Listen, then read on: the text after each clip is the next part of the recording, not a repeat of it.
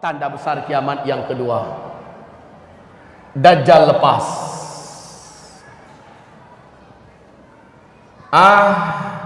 Manusia sudah mengimpi-impikan datangnya makhluk paling celaka ini. Manusia sudah lama merindu-rindukan datangnya. Kenapa? Didengar kabar Dajjal lah yang sanggup menyelamatkan manusia. Maka orang rindu ingin berjumpa dengannya, kecuali orang yang beriman. Orang beriman tahu persis Dajjal sudah dekat mau keluar. Lalu orang beriman makin merapat kepada Allah, makin banyak sujudnya, makin banyak angkat doa dan tangannya ke langit, makin minta agar Allah lindungi dari Dajjal. Dan ternyata benar, Dajjal lepas. Ma baina khalqi Adam ila qiyamis sa'ah fitnatun akbar minad Dajjal.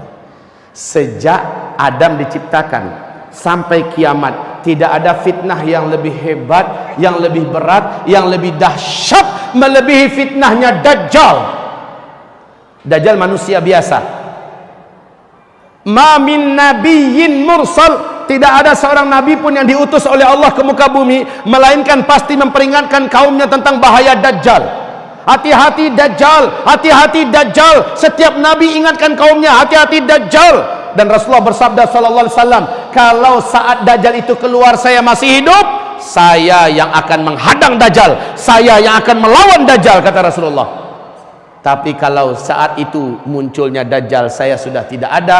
Setiap kalian harus melindungi dan membela dirinya sendiri-sendiri dari Dajjal. Kaum muslimin, Rasul menyebutkan Dajjal itu orangnya seperti ini, anak keturunan Adam. Dia lebih pendek dari kalian sedikit, hanya satu orang. Jangan fikir Dajjal itu sebuah kekuatan yang besar, ya. Dia lebih pendek daripada kalian.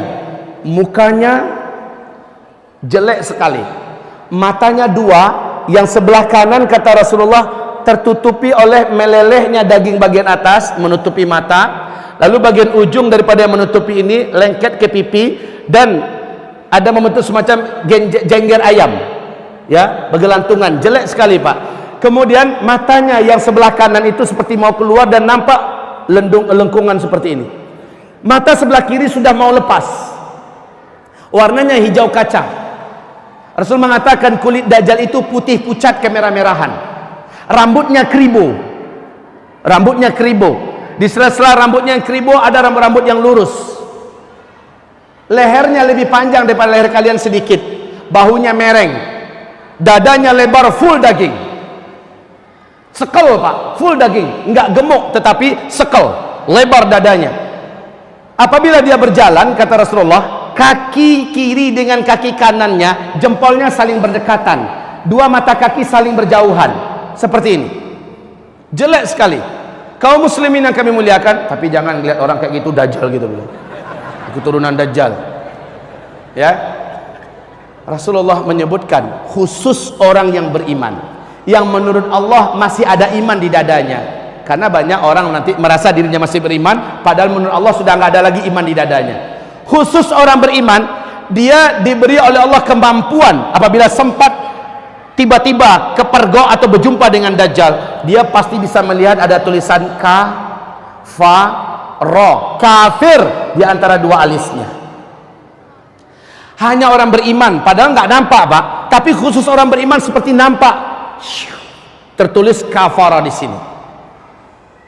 Subhanallah kaum muslimin, menandakan kita hari itu masih beriman atau tidak kalau sempat. Dan jangan pernah, ya, mudah-mudahan tidak pernah kita berjumpa dengan Dajjal. Nabi mengatakan jangan pernah kalian berjumpa dengan Dajjal, jangan kalian pernah berjumpa dengan Dajjal. Demi Allah kata Rasulullah, Dajjal itu bergelar Al-Masih. Dajjal itu bergelar Al-Masih, Al-Masih Dajjal. Apa makna Al-Masih? Sang penghapus. Dajjal itu ketika dia berjumpa dengan orang, hapuslah iman orang itu, menguap. Bahkan kata Rasulullah akan datang nanti seorang lelaki yang sangat yakin imannya tidak akan hilang, seorang lelaki yang merasa imannya sudah kuat dan dia tidak akan berubah, tidak akan murtad bila berjumpa dengan Dajjal. Lalu dia keluar dari rumahnya, berjumpa dengan Dajjal. Ketika mana dia bertatapan saling melihat, saat itu hilanglah iman dari dadanya dan dia pun langsung sujud menyembah Dajjal. Padahal laki-laki ini sangat kuat imannya. Maka Nabi haramkan umatnya, jangan pernah nak berjumpa dengan Dajjal. Jangan pernah, apalagi niatnya mau minta tanda tangan. Siapa yang berjumpa dengan Dajjal, murtad, kafir kepada Allah. Dan siapa yang sudah kafir kepada Allah, sampai matinya dia tidak akan pernah lagi beriman kepada Allah. Siapa yang mati, siapa yang kafir gara-gara beriman kepada Dajjal, dia kafir kepada Allah. Saat itu juga sampai matinya dia tidak akan pernah lagi beriman kepada Allah. Dajjal memiliki kemampuan sihir yang teramat sangat kuat dan dahsyat, sehingga seluruh dukun-dukun, ahli-ahli sihir terhebat di muka bumi akan sujud menuhankan Dajjal. Seluruh pemimpin-pemimpin dunia akan sujud menyembah Dajjal. La haula wala quwata illa billahil aliyil azim.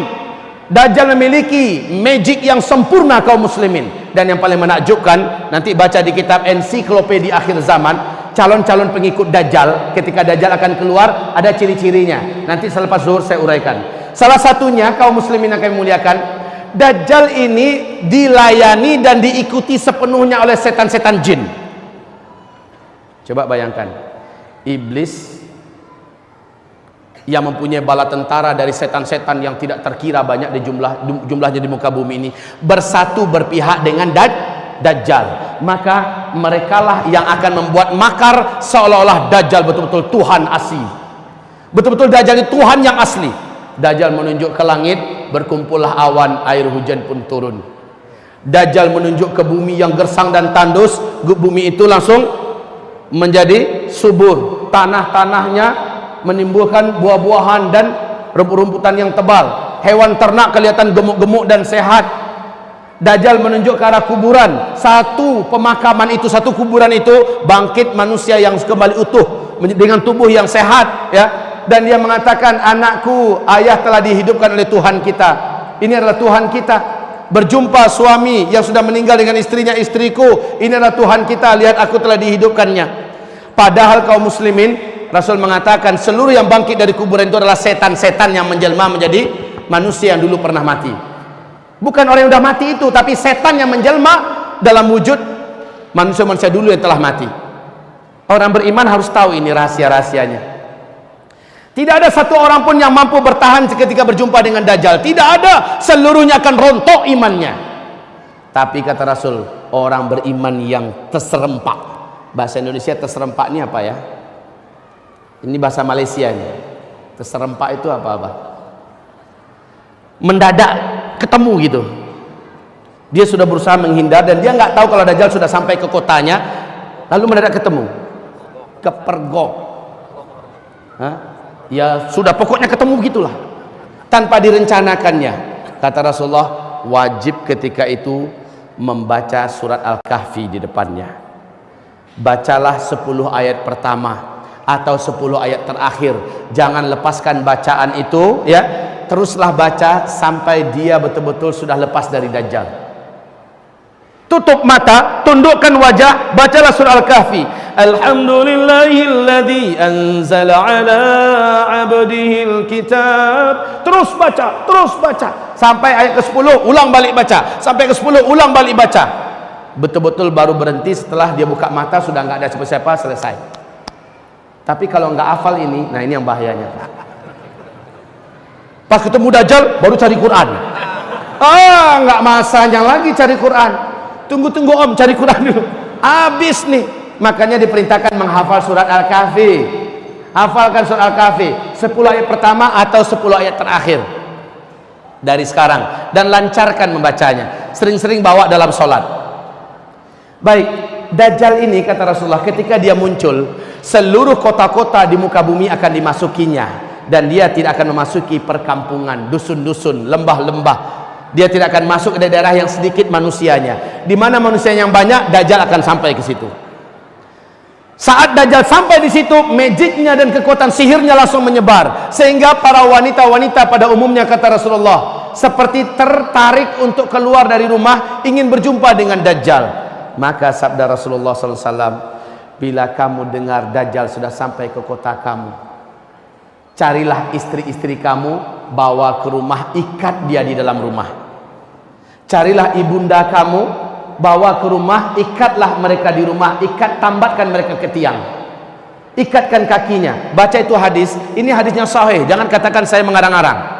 Ensiklopedia akhir zaman, Nabi perintahkan, kalau kamu dengar Dajjal sudah sampai masuk ke kota kamu, segera kamu kumpulkan istrimu, anak-anak gadismu, emak-emak kamu, karena yang paling banyak terkena kekuatan sihirnya Dajjal adalah kaum wanita. Ikatkan mereka di rumah-rumah kamu, tambatkan kaki mereka ke tiang-tiang rumah agar mereka tidak keluar. Saking kuatnya, Pak. Bagaimana kalau seandainya iman kita sendiri lemah? Ya udah, dengan bapak-bapak ke bawah, bawa bini, bawa anak, ayo. Nah, maka dengan ini memastikan kita wajib memperkuat iman, kita wajib memperteguh akidah, meluruskan tauhid. Kalaulah Allah beri saya rezeki, saya punya peralatan yang bisa lengkap, kamera lengkap, saya ingin syuting tiap hari bagaimana menggiring menjadi ahli tauhid di akhir zaman.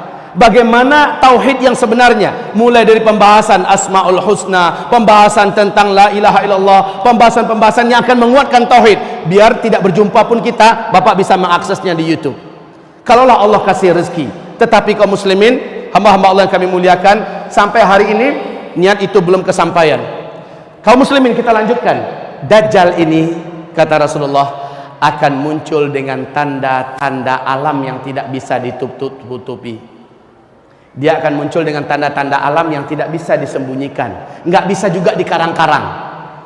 Di dalam hadis sahih Muslim, Tamim Ad-Dari bercerita pertemuannya dengan seorang lelaki bertubuh gompal, terikat dengan rantai yang besar kakinya, dan rantai itu menghubungi kedua tangannya, terikat di dua tangannya, dan juga rantai itu menghubungi lehernya, terikat lehernya, tergeletak di lantai di sebuah pulau di Laut Yaman, dalam salah satu kuil tua. Tamim Ad-Dari dengan 20 awak kapalnya bertanya, celakalah engkau, siapa engkau? Kata lelaki yang terikat itu, kalian tidak usah takut kepada saya terikat dan saya tidak akan bisa menyakiti kalian. Apakah kalian datang dari Arab? Tamim Ad-Dari menjawab, benar, kami dari Arab. Sudah lama saya menanti-nanti orang Arab masuk ke pulau ini. Saya mau mendengarkan perkembangan dunia terkini seperti apa. Dia bertanya, apakah sudah muncul seorang lelaki di Arab? Dia adalah orang ummi, ngaku-ngaku sebagai nabi, namanya Ahmad. Udah keluar belum? Maka dijawab oleh Tamim Ad-Dari, sudah. Oh, sebentar lagi. Kalau begitu sebentar lagi. Kalian beriman nggak dengannya? Ada yang beriman kepadanya, ada yang tidak beriman. Beruntunglah yang mau beriman kepadanya, kata laki-laki ini. Lalu dia bertanya, dijawab. Pertanyaan berikut ini yang penting, Pak. Dia bertanya tentang buah kurma di kebun kurma Baisan. Tamim Ad-Dari mengatakan, apanya yang ingin kamu tanyakan? Laki-laki yang terikat itu berkata, sekarang masih berbuah enggak? Sekarang buahnya banyak, lebat. Tidak lama lagi buahnya akan berakhir. Itu adalah tanda-tanda saya akan lepas. Lalu dia bertanya lagi tentang Danau Tiberias. Danau Tiberias, apanya yang ingin kau tanyakan? Kata Tamim Ad-Dari, apakah masih ada airnya sekarang? Menjawablah laki-laki yang terikat itu, airnya sekarang tidak berkurang dan banyak. Laki-laki itu yang terikat ini berkata, tidak lama lagi danau ini akan mengering, tinggal tersisa sedikit. Saat itu saya lepas dan saya bebas. Ketahuilah oleh kalian, saya adalah Al-Masih, kata laki-laki yang terikat itu. Saya adalah Al-Masih. Dia tidak mau menyebutkan namanya lengkap, Al-Masih Dajjal. Dia hanya mengatakan, saya adalah Al-Masih. Ketika saya lepas, saya bebas, saya akan masuki seluruh kota-kota di muka bumi ini.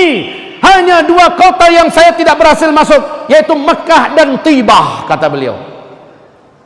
Ketika Tamim menceritakan ini kepada Nabi Muhammad dan dia menyatakan Islamnya, Nabi berkata kepada seluruh kaum muslimin yang ada di Madinah, ketahuilah oleh kalian, lelaki yang ada di pulau Laut Yaman itu, dia adalah Dajjal. Dialah Dajjal. Demi Allah, ciri-ciri yang aku ceritakan kepada kalian lengkap semua yang ada diceritakan oleh Tamim barusan kepada saya. Tibah yang dimaksud oleh lelaki Dajjal itu adalah Madinah ini. Jadi Mekah Madinah hanya 2 kota ini yang Dajjal tidak bisa masuk.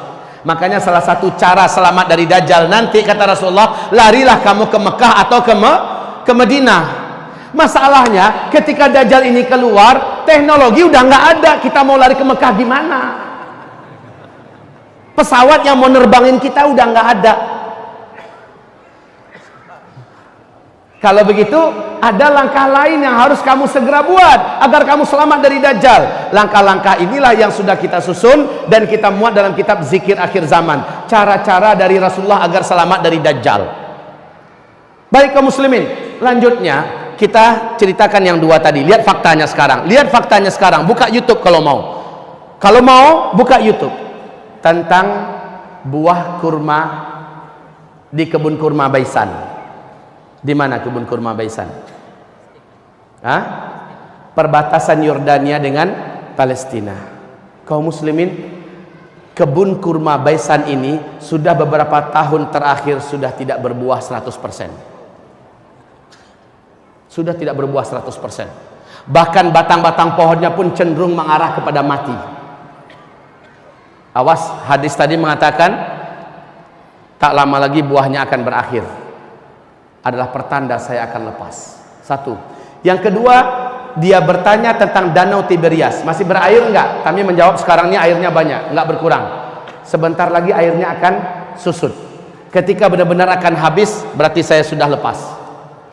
Untuk Bapak Ibu ketahui, di sini nanti buka halaman 800. Hadis Nabi mengatakan bahwa sesungguhnya tanda di antara Dajjal itu akan keluar adalah Danau Tiberias akan menyusut. Faktanya Danau Tiberias ini sekarang tuh di Israel, Pak. Sekarang letaknya di Israel, perbatasan dekat perbatasan dengan Lebanon.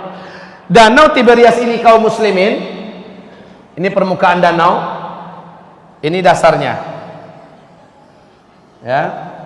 Danau ini tidaklah dalam, hanya 45 meter saja. Hanya 45 meter saja, enggak dalam. Sejak bumi terkembang, danau ini belum pernah susut, Pak, airnya. Tapi tahukah Bapak Ibu, perkembangan terakhir sejak hitungan 2003 sampai 2013, 10 tahun terakhir, pemerintah Israel telah panik sejadi-jadinya panik. Sehingga diumumkan di televisi resmi mereka tentang kondisi Danau Tiberias. 10 tahun terakhir, Danau Tiberias yang kedalamannya hanya 45 meter telah menyusut 16 meter. 16 meter ini bukan sedikit, jumlah yang signifikan, ya. Jadi dari permukaan sudah susut seperti ini, 16 meter, lebih 30% loh, Pak. Akhir 2013, sekarang 2015 akhir, dicek kondisi Danau Tiberias sekarang, bagian yang menonjol dari dasar danau sudah kelihatan seperti pulau-pulau kecil. Berarti semakin menyusut. Menjerit pemerintah Israel hari ini, ketakutan yang tidak bisa disembunyikan, Pak. Sebab apa? Sebab Danau Tiberias ini sumber air satu-satunya bangsa Yahudi di Israel. Mereka tidak punya mata air yang lain. Mereka tidak punya sungai. Hanya ini sumber mereka satu-satunya. Dan ini terus menyusut, terus menyusut, terus menyusut. Kalau Bapak Ibu nggak percaya, buka YouTube. Nggak percaya juga dengan YouTube, khalas, ada paspor nggak? Pergi sana, saya ongkosin PP. Kalau ada paspor, saya pergi, pulang, saya ongkosin. Nginepnya 2-3 hari sana, hotelnya saya tanggung. Tapi kalau ternyata memang menyusut, pulangnya kembalikan uang saya. Iya, kembalikan uang saya kalau nggak percaya. Kan ada juga tipe orangnya toh, Allah itu cuma ngomong doang, ya sudah pergi sana. Kalau perlu dengan biaya buat paspornya saya tanggung. Kalau nggak percaya. Baik Bapak Ibu yang kami muliakan, la haula wala quwata illa billah, informasi ini akurat. Ini nggak bisa ditutup-tutupi, nggak bisa dibuat-buat. Inilah yang menjadikan para ulama di Timur Tengah berkata, hadza zamanu khurujid dajjal. Inilah zaman kita hidup ini, si dajjal terlaknat itu akan lepas.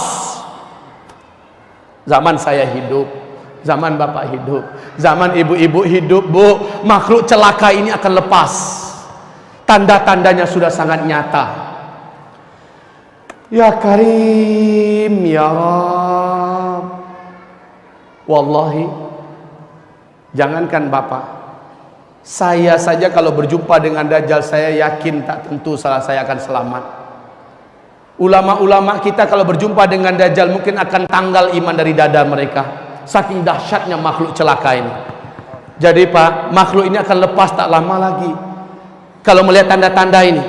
Baik, Rasulullah bersabda, hanya seorang remaja lelaki yang berjumpa nanti dengan Dajjal, ternyata dia seorang yang gak mau sujud. Dajjal bertanya kepadanya, kenapa kamu tidak mau sujud kepada saya? Tak saya Tuhan kamu? Tidakkah engkau lihat manusia seluruhnya sujud kepada saya? Remaja lelaki ini berkata, sorry ya, sujud kau hanyalah untuk Allah dan kamu adalah makhluk. Saya tidak akan sujud kepada makhluk. Dajjal marah kepadanya, jika kamu tidak mau sujud kepada saya, kamu tak bunuh.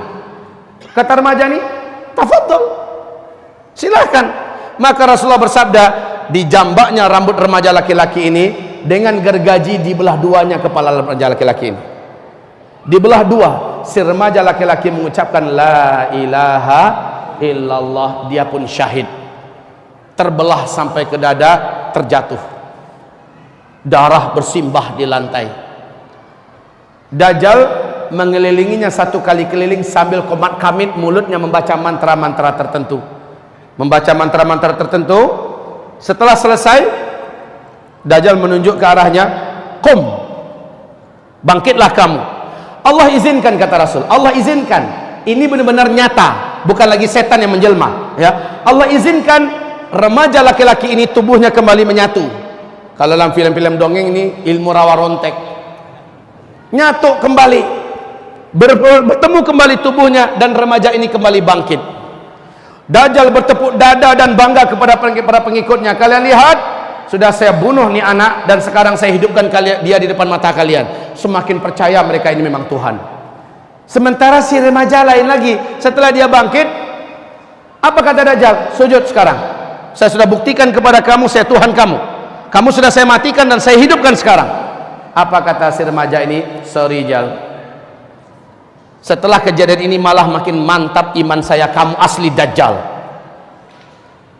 Hai manusia, inilah dia Dajjal yang diceritakan oleh Rasulullah SAW. Rasulullah telah menceritakan akan ada seorang remaja lelaki yang akan dibunuh oleh Dajjal karena tidak mau sujud kepadanya, dan Dajjal menghidupkannya kembali dengan izin Allah. Remaja-remaja itu hidup, tetapi setelah itu Dajjal tidak akan sanggup lagi membunuhnya kali kedua, dan juga tidak ada sanggup membunuh manusia manapun. Hai manusia, taubatlah kalian, ini adalah Dajjal, kafirilah oleh kalian dia. Dajjal marah kepadanya, ingin membunuhnya kali kedua. Memang kemampuannya sudah dicabut oleh Allah Subhanahu wa taala. Remaja lelaki ini, kalau dalam ilmu sosial, hitungan remaja itu tuan-tuan, puan-puan kali sekalian, bapak-bapak, ibu-ibu, remaja dalam hitungan ilmu sosial adalah dari umur 12, 13, 14, 15, 16 yang disepakati. Berselisih pendapat tentang umur 17. Sekarang kita ambil yang sampai 17 aja dah. 12, 13, 14, 15, 16, 17. Ini usia remaja. Oke, dalam ilmu sosial. Pak, apakah Bapak mengikuti perkembangan di Timur Tengah? Hebohnya TV-TV Arab lebih kurang 12-13 tahun yang lalu. Silakan buka kembali di YouTube. Heboh karena di TV-TV Arab diberitakan telah lahir seorang bayi laki-laki di Palestina. Bayi ini baru saja lahir, dia berbicara dengan bahasa Arab fusha. Satu kali saja, setelah itu dia normal seperti bayi-bayi pada umumnya. Dan ini diadakan wawancara karena gempar. TV-TV Arab yang saya langsung tonton acara TV-nya Pak, Qatar TV. Seorang tokoh muslim di Palestina diwawancarai. Dia bersaksi, dia bersumpah, silahkan tanya syekh-syekh kami di Palestina, bahwa ini nyata, seorang bayi laki-laki telah lahir, berbicara dengan bahasa Arab fusha satu kali saja. Apa katanya? Berikut ini, silahkan terjemahkan. Ana rajulun sayaqtuluni dajjal wala yaqtulu ba'di ahadan abada. Kurang lebih seperti ini. Ana rajulun sayaqtuluni dajjal wala yaqtulu ba'di ahadan abada. Kemudian bayi ini normal umumnya seperti bayi-bayi yang lain. Bisa ada yang bantu terjemahkan selain Abah? Ada bisa bantu terjemahkan? Ana apa artinya? Nah itu kan bisa. Rajulun, seorang lelaki. Saya kutuluni dajjal, yang nanti saya akan dibunuh oleh dajjal. Wala yaqtulu ba'di ahadan abada. Setelah itu dajjal tidak akan sanggup lagi membunuhku, dan tidak pun seorang pun setelahku membunuhnya. Dajjal sudah tidak mampu, seorang pun selama-lamanya. Kejadian ini sekarang sudah masuk tahun ke-13. Sudah masuk tahun ke-13. Seandainya berita ini sahih, seandainya berita ini sahih, maka semakin menguatkan keyakinan kita sudah sangat dekat dajjal terlaknat itu akan keluar.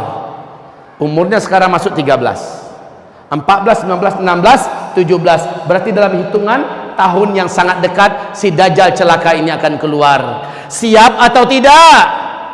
Siap atau tidak? Demi Allah saya tidak siap. Bapak gimana? Kalau ada yang berani mengatakan siap, terlalu. Saya tidak siap. Dajjal ini terlalu berat untuk dihadapi. Sedangkan para nabi saja berlindung kepada Allah dari dajjal. Bagaimana lagi orang biasa macam kita? Tapi kenyataannya sudah sangat dekat. Ustadz, bisa jadi itu rekayasa TV Pak Ustadz supaya laris acaranya. Mungkin. Bisa jadi. Ini adalah rekayasa TV. Dibuat-buat agenda dan acaranya. Tetapi kaum muslimin, ini TV-TV Arab memuat semua ya. Jika ini memang rekayasa, bagaimana tentang Danau Tiberias? Bisa direkayasa nggak ini? Nggak bisa. Bagaimana dengan pohon kurma di kebun kurma Baisan? Bisa direkayasa nggak? Enggak. Karena hadisnya sahih. Taib kaum muslimin hamba-hamba Allah yang kami muliakan, tentang kemunculan dajjal, tanda-tandanya sudah sangat-sangat dekat. Bapak lihat, hampir negara-negara besar di dunia mempersiapkan kemunculan dajjal. Negara-negara besar dunia mempersiapkan ciri-ciri dan tanda-tanda kemunculan dajjal. Bapak, dajjal nanti masuk ke Madinah, nggak bisa. Ketika gagal masuk Mekah, nggak bisa. Dia bersuara masuk Madinah juga tidak bisa. Kenapa tidak bisa? Sudah ada malaikat yang menghunus pedang di tiap-tiap pintu masuk Mekah atau Madinah. Maka dajjal tak berhasil masuk. Dajjal naik ke atas sebuah bukit di luar kota Madinah, kata Rasul, dan melihat ke arah Madinah. Dajjal berkata sambil menunjuk ke masjid Nabi, itu adalah istana putihnya si Ahmad. Itu adalah istana putihnya si Ahmad. Dia menghentakkan kakinya 3 kali di atas bukit itu. Gempa ke satu kota Madinah. Orang-orang munafik, orang-orang musyrik yang tinggal di dalam kota Madinah keluar seluruhnya, keluar dari kota Madinah, bergabung dengan Dajjal. Dan ketahuilah, bukit tempat dia menghentakkan kaki disebut dengan Bukit Garam. Oleh ulama sekarang disebut dengan Bukit Dajjal. Tahu tidak Bapak Ibu, di mana bukit ini berada di Madinah? Di luar kota Madinah. Sekarang bukit itu di atasnya sudah dibangun istana kerajaan. Jadi yang Bapak lihat masuk ke Madinah, pergi ke Uhud, ada nampak satu bukit didirikan istana, itu adalah bukitnya Dajjal. Itu Bukit Garam. Masya Allah. Kayak dipersiapkan, inilah tempat ente nanti wahai Dajjal. La haula wala quwata illa billah. Kaum muslimin yang kami muliakan. Sementara istana putih yang ditunjuk oleh Dajjal ke Masjid Nabawi, ketika Nabi melafazkan hadis ini, seperti apa kondisi Masjid Nabawi? Lantainya saja masih tanah. Betul? Lantainya saja masih tanah, tiang-tiangnya masih pohon kurma, atapnya masih pelepah kurma. Sementara Dajjal di akhir zaman mengatakan itu istana putihnya si Ahmad. Masjid Nabawi sekarang kondisinya mirip istana enggak? Mirip kaum muslimin. Ketika Dajjal menunjuk itu adalah istana putihnya Muhammad, kondisi Masjid Nabawi sekarang lah yang paling cocok. Masya Allah. Baik, Dajjal tidak lama setelah dia keluar, bumi ini dikelilinginya. Masanya tidak lama, hanya 1 tahun 2 bulan 2 minggu Dajjal pun selesai masanya. Kenapa? Muncul tanda besar kiamat yang ketiga. Turunnya dari langit manusia yang sudah disimpan oleh Allah, khusus muncul di akhir zaman membunuh Dajjal. Siapa? Isa alaihis salam. Isa alaihi salam.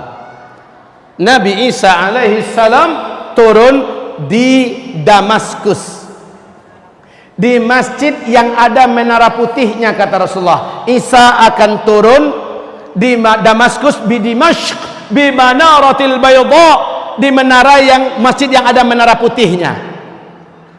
Kaum muslimin yang kami muliakan, masjid ini ternyata di Damaskus hari ini sudah ada, dan dia seperti yang ditulis oleh Syekh Al-Hafiz Al-Mufassir Al-Muhaddis Al-Hafiz Ibnu Katsir dalam kitab Tafsir Al-Qur'anil Azim, menjelaskan bahwa sesungguhnya Masjid Jami' Amawi disitulah nanti tempat turunnya Nabi Isa. Ada menara putihnya, Pak. Ini termasuk masjid yang sampai hari ini belum dirusak oleh Bashar Assad. Masya Allah. Kaum muslimin yang kami muliakan, Nabi Isa turun di Damaskus, bukan Isa Habibullah yang di Jombang kemarin ngaku sebagai Nabi Isa.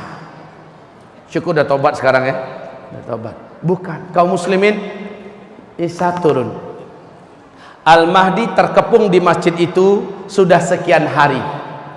Orang-orang beriman bersama Al-Mahdi sudah terkepung di dalam masjid itu sekian hari. Al-Mahdi ini siapa yang akan memimpin di sini? Di mana munculnya Al-Mahdi? Setelah Dukhan. Ingat baik-baik, Al-Mahdi akan muncul setelah Dukhan. Di sini Al-Mahdi muncul. Taib, kaum muslimin, Al-Mahdi menaklukkan timur dan barat. Kemudian saat Dajjal keluar, dia tidak sanggup berperang melawan Dajjal, dalam artian tidak terkalahkan Dajjal. Lalu Al-Mahdi terkepung di Masjid Jami' Amawi. Al-Mahdi, hamba-hamba Allah yang kami muliakan, dengan orang beriman salat subuh berjamaah, kumandang subuh. Kemudian selesai salat sunat fajar atau salat sunat qabliyah subuh, Al-Mahdi suruh qomat. Beliau pun maju ke depan. Saat maju ke depan, seluruh mata mengarah kepada langit. Ternyata Nabi Isa sedang turun diapit oleh dua malaikat yang masing-masing malaikat punya dua sayap yang terkembang. Nabi Isa turun, tangan Isa yang kanan memegang bahu sebelah kiri malaikat sebelah kanannya. Tangan Isa yang sebelah kiri, telapak tangannya memegang bahu sebelah kanan malaikat yang sebelah kirinya. Isa pun turun. Rambut Nabi Isa, kata Rasulullah, bagaikan orang yang baru siap mandi, seperti ada air-air yang menetes. Orang-orang yang beriman tersenyum bahagia karena yang dinanti-nanti sudah datang, Isa alaihi salam.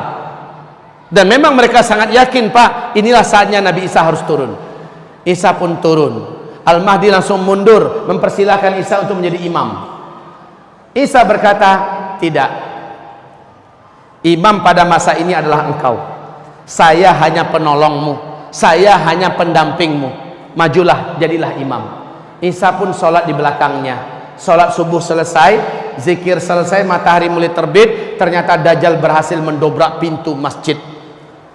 Dajjal masuk dengan penuh kesombongan. Orang-orang yang menjadi bala tentara Dajjal dari kalangan Yahudi Asbahan dan Yahudi-Yahudi lainnya bersatu ingin mencincang Al-Mahdi, mencincang orang-orang beriman yang ada di dalam masjid. Penuh sombong dan angkuh, Dajjal masuk. Ternyata Isa berdiri. Dajjal datang, Isa berdiri. Saling bertatap-tatapanlah dua manusia legendaris akhir zaman ini, antara Isa dengan Dajjal. Dajjal langsung menjerit. Dajjal langsung menjerit. Melihat Isa menjerit, kata Rasulullah, meleleh tubuhnya. Demi Allah, kata Rasulullah, kalaulah Dajjal tetap di tempatnya, kalaulah Dajjal tetap di situ, di tempatnya, maka dia akan mencair menjadi cairan menggenang di lantai. Tapi Dajjal langsung lari. Dengan kekuatannya yang diberikan oleh Allah, Dajjal lari ke ufuk timur. Allah takdirkan Isa di atas kemampuan Dajjal punya kemampuan. Isa sudah menunggu di situ. Mau kemana, boy? Lari ke ufuk barat, sudah ditunggu oleh Nabi Isa. Terakhir Dajjal lari ke Palestina, tepat di pintu Lut, kata Rasulullah. Isa menanti di situ dengan tombak khusus, dihantamkan tombak itu ke tubuh Dajjal, tembus. Dajjal menjerit sakaratul maut, mampus tuh makhluk. Darah yang membasahi tombak datang kembali dari Palestina dengan kecepatan yang Allah takdirkan, bergabung dengan Al-Mahdi dan orang-orang beriman. Isa kasih tunjuk, Dajjal sudah terbunuh.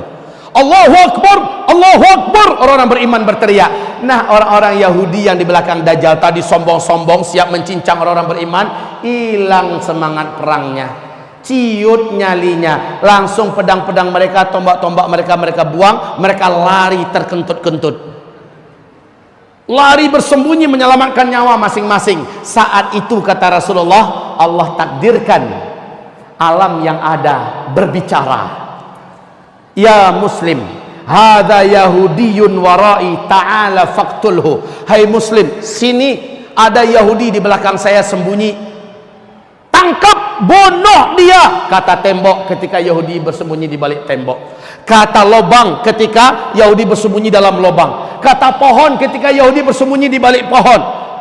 Illal gharqad, kecuali pohon gharqad. Innaha syajarul yahud, sesungguhnya gharqad itu adalah pohonnya Yahudi, bangsa Yahudi.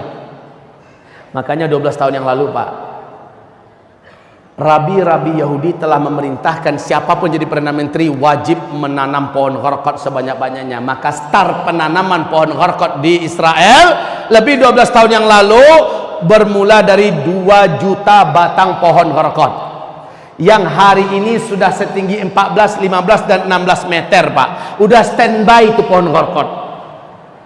Mereka tahu ini akan menjadi pohon kita di akhir zaman.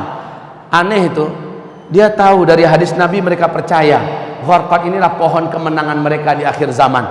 Mereka tanam banyak-banyak, tapi kan udah bocor duluan ke tangan orang beriman kan. Hadisnya sudah ada, orang beriman tahu nih kemana sisa Yahudi, pasti ke kebun pohon gharqad. Oh, udah orang beriman datang bawa pedang-pedang mereka, lihat ada Yahudi, cincang, ada Yahudi, habis Yahudi sehabis-habisnya, habis.